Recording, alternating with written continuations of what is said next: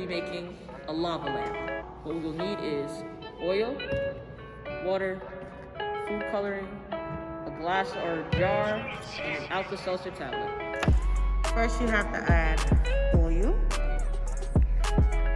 Okay. Put it halfway. And that should be good. You're gonna add your water. Not too much.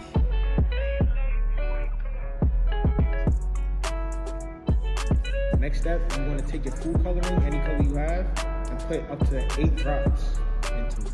1, 2, 3, 4, 5, 6, 7, 8.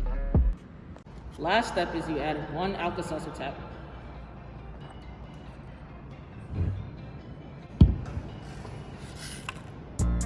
Then watch it turn into a lava lamp.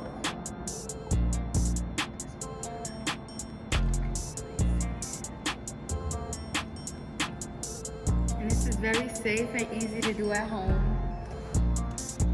Enjoy. Later.